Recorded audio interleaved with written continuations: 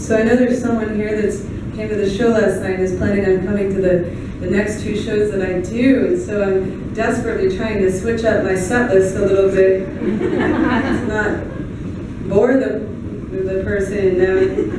Anyway, just know I've got you. I'm not going to point you out because I don't know if you're shy or not, but I've got you on my mind.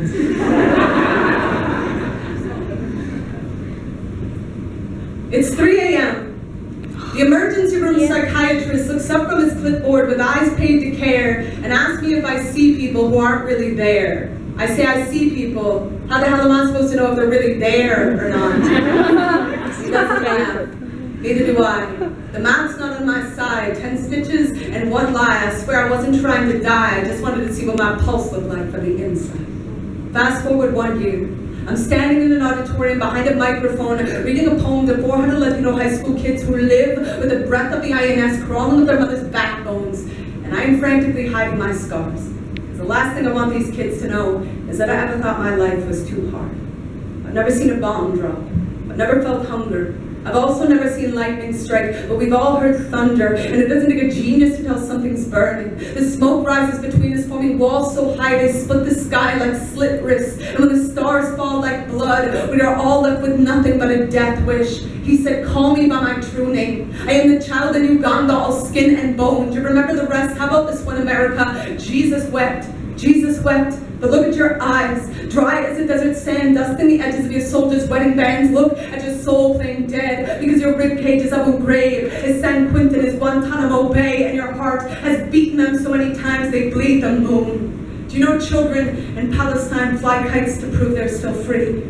Can you imagine how the string must feel between their fingers as they kneel in the cinders of US-made missile heads? You can count the dead by the colors in the sky. The bow is breaking. The cradle is falling. Right now, a 6-year-old girl is crushed in a ditch in Lebanon wishing on falling bombs. Right now, my government is recording the test scores of Black and Latino 4th graders to see how many prison beds will be needed in the year 2022. Right now, there's a man in the street outside my door with outstretched hands full of heartbeats no one can hear. He has cheeks like torn sheet music of a tear, a broken crescendo falling on closed ears. At his side there was a girl with eyes like an anthem no one stands up for. Doctor, our insanity is not that we see people who aren't there, it's that we ignore the ones who are, till we find ourselves scarred and ashamed, walking to emergency rooms at 3 a.m. flooded with a pain we cannot name or explain, bleeding from the outside in. Our skin is not impervious. Cultures built on greed and destruction do not pick and choose who they kill. Do we really believe our need for Prozac has nothing to do with Baghdad, with Kabul, with New Orleans, with the thousands of US school kids bleeding budget cuts that will never heal, to fuel war tanks? Thank God for denial. Thank God we can afford the makeup to pile upon the face of it all. Look at the pretty world. Look at all the smiling people, and the sky with a missile between her teeth, and a steeple through her heart, and not a single star left to hold her, and the voices of 1,000 broken nations saying, wake me,